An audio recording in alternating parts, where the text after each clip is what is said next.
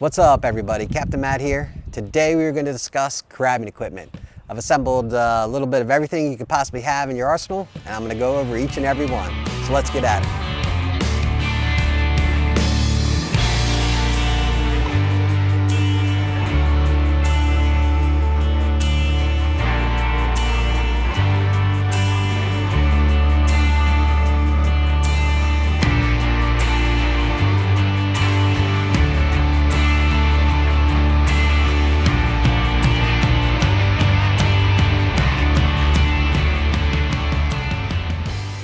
So probably the most basic form of crabbing and most popular you'll see most people use are the crab traps, not to be confused with crab pots. You'll have to excuse my boys chasing bugs. It's a nice day and the bugs are coming out. So crab traps, they come in all sorts of shapes, sizes, forms.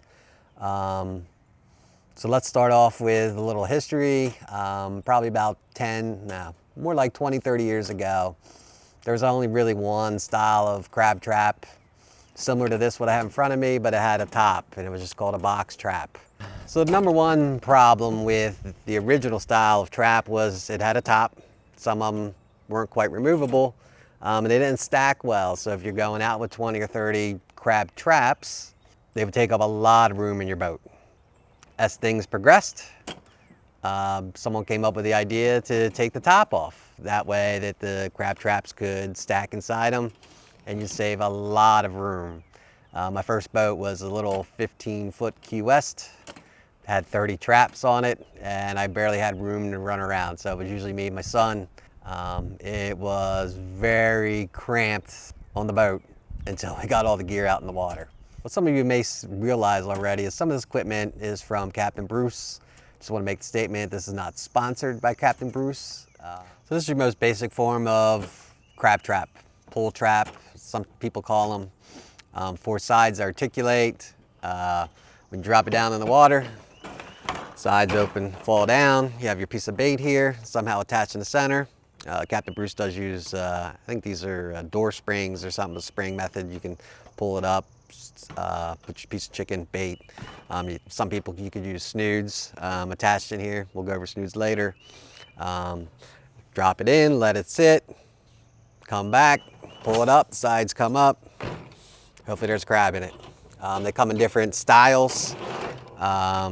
This is your basic, I believe this is galvanized framing. This is stainless steel, outside frame. And then this is what Bruce calls his stealth rigging. It's basic fencing. There is a specialized product that's designed for being in the water, crabbing, trapping, salt resistance, all that good stuff. So you got 1, 2, 3, 4 sides plus the bottom. This frame is tapered. I'm not going to get into building them, but it is tapered, and that's what allows the traps to stack within each other as long as they're all the same size.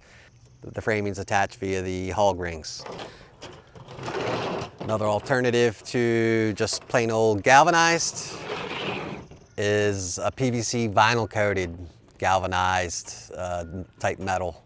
I don't think one's better than the other. Some people definitely prefer non-coated and some people prefer the coated. So before I go much farther, I'm just gonna say this straight out.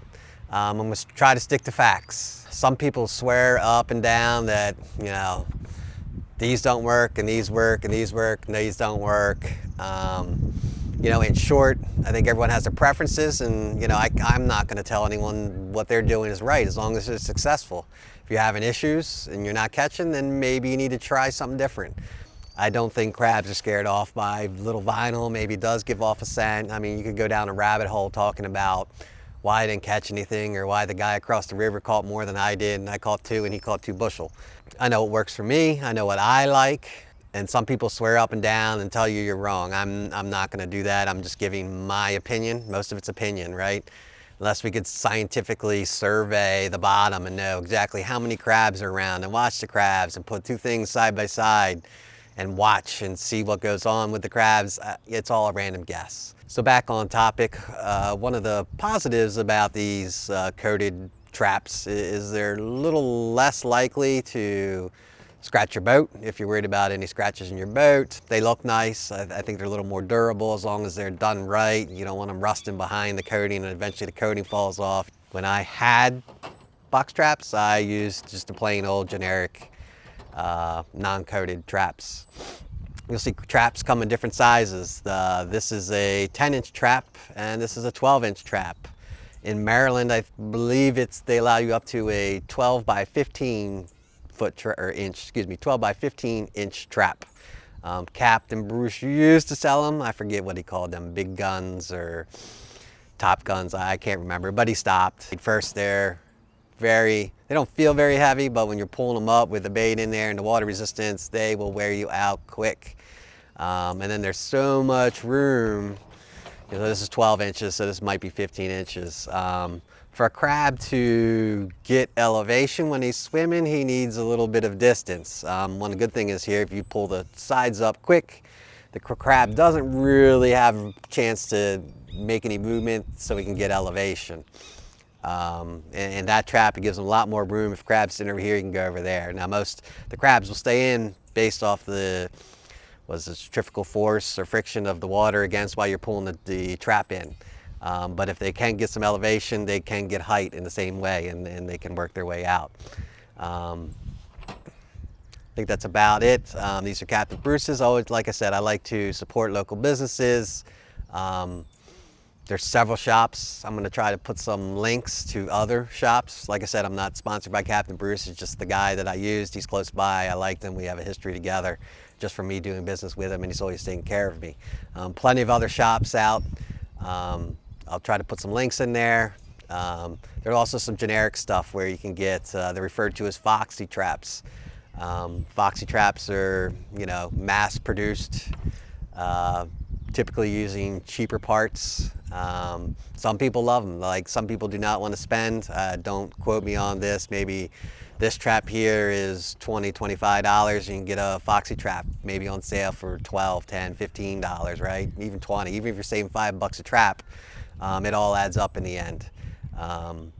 Typically with the Foxy traps, you might get a little rust, or the hog rings that hold the sides on will come apart, and just basic maintenance. Maybe they use cheaper wire, which leads me into my one question I did ask Bruce, and see if we'll cover that in the audio, is what makes a good trap versus a bad trap. As you can see, I'm not saying it's not hard to create these. There's actually, and it just popped in my head, there's a great link on the Blue Crab forums about some guy put a how to build your own trap. I'd like to try that at some point, but that's going to be for a later video. You have to cut your 4 or 5 sides. I would think the hardest part is building this frame. Some people, there's a joint eventually. I saw it here. This one's welded, Captain Bruce weld. Some people use a sleeve and crimp. But when I asked Bruce what his opinion was on what makes a good trap versus a bad trap, so basically comes down to materials, right? You usually get what you pay for.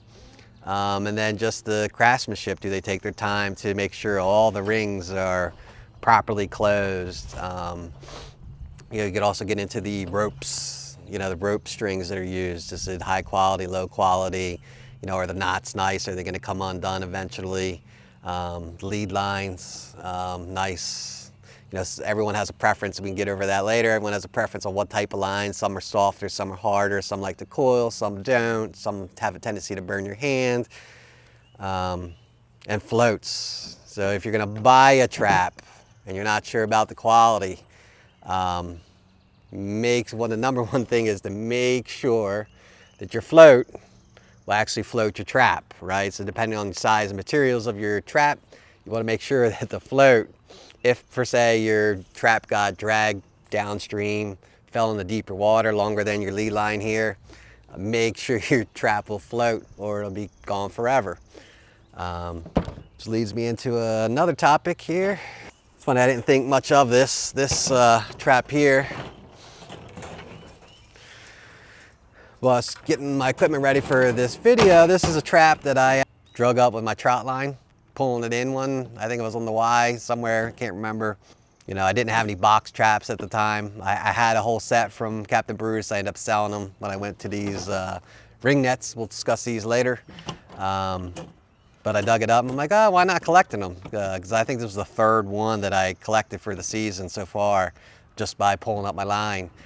And then I looked at this, and if you read some of the crab forums, and there's a lot of good forum posts about crab traps and what people prefer and how they go into building them. And when I was putting the equipment together, I noticed that the special bend here, and this is something that's, you know, as a Captain Bruce type signature that you can easily identify. So this trap had been sitting in the water for, I don't know how long, maybe a season. It was pretty early season, but just looking at it, it seems to be holding up well. You know, the galvanized doors are still, you know, they show that galvanized signs of wear, but there's no real rust. The hog rings, as you can see, they look like, I guess they're stainless, no signs of rust. The spring for the bait is a little rusty. I don't know if these are stainless steel or not, but that's not the end of the world. The rope looks a little worse for wear. It just looks a little ragged. You know, I'm not even 100% sure would be a Captain Bruce trap, but you know, these usually tell the tale. It's funny, these aren't even legal crab traps. When you're in Maryland, you have to put your DNR number on each and every trap. This one just says 14, so it's not even legal. Compare these two. This is a bigger trap, so I don't know if this guy put it on later. You know, I think you can buy from Captain Bruce like bare bones kits where you put it together yourself or without floats and such, but you can see the difference here. This one sunk, it was on the bottom. I'm not sure how it got there, but lesson learned, make sure your floats can support your trap.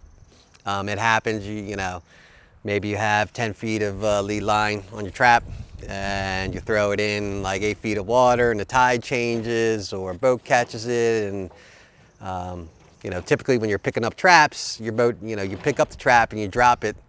You know, you pick it up, check it, and drop it, and your boat's still moving. So typically, your trap doesn't always go down to the same exact location, and you could end up going into slightly deeper water, depending where you're at.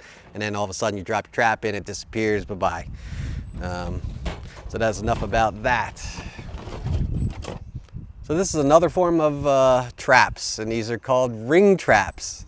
Again, this is just opinion. Some people swear they love ring traps versus box traps, and vice versa. You know, I had these box traps from Captain Bruce for a while.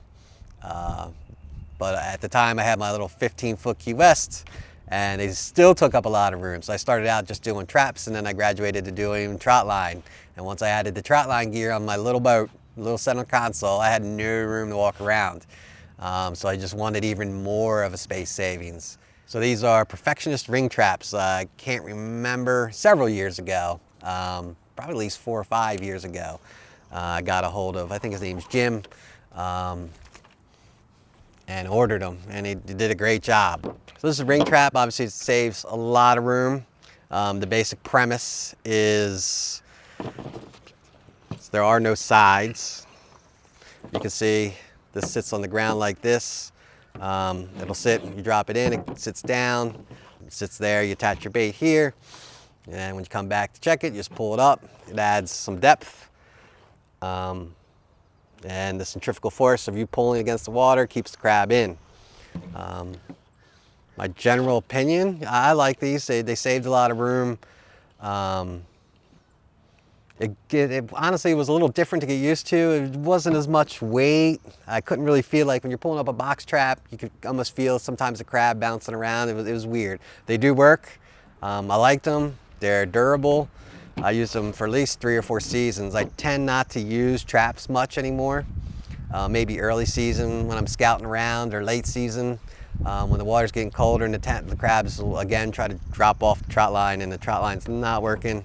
I don't use these commercially, but I do like them. They're really well made. I honestly don't know what they cost. I think they can get, I have to look up the rules, and maybe I can put it up there once I look it up and add some text in the video. I don't know if they can get much bigger. I know traps are, in Maryland, traps can be up to 12 by 15. I don't know if it's 2 foot, 18 inches. I'll look that up. But but they're great. Otherwise, they're great. They seem to hold. They got a little weight here, right? They're very light compared to this.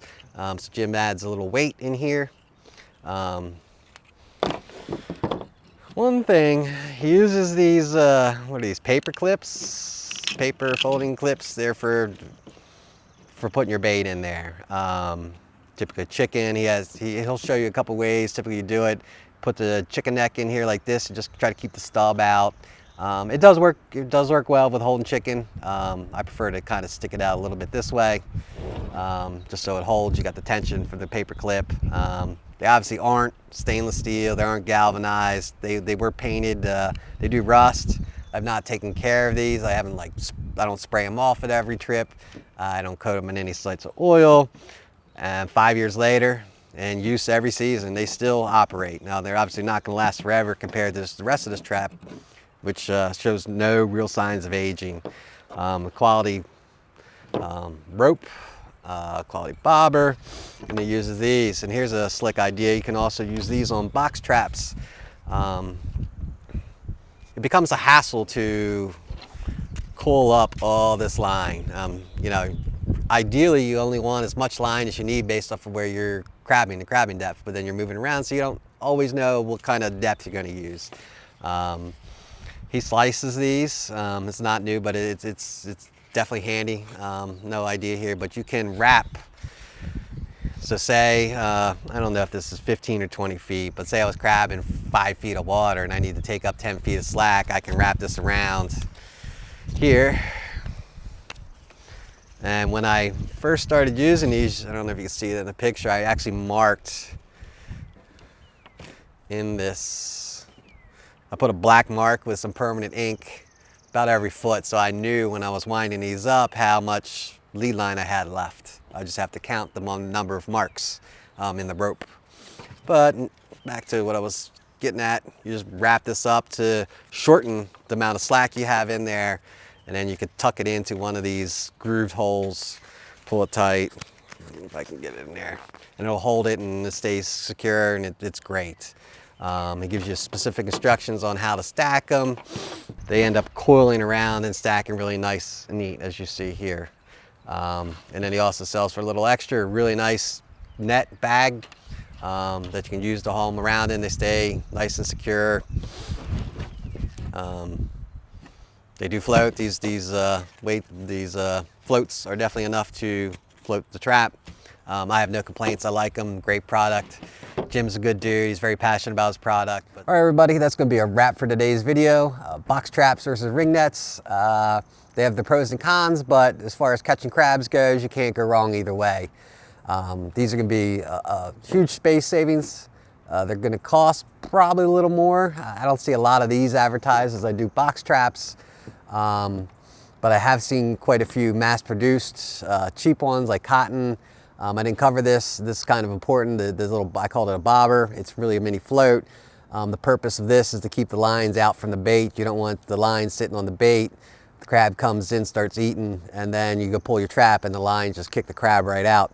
I've seen quite a few cheap versions of ring nets that don't have this, and I think it's pretty important. Box traps, I see these more often. I prefer these more for nostalgia's sake. There's no right or wrong. One's not going to catch more than another. Just make sure you get a quality product at a price you can afford, and then whatever suits your preference. They both, in another video, we'll cover, you know, tricks of operating and deploying and running your traps. They both operate equally. But that's all for now. Hope everyone's safe, healthy, and I'll see you next time.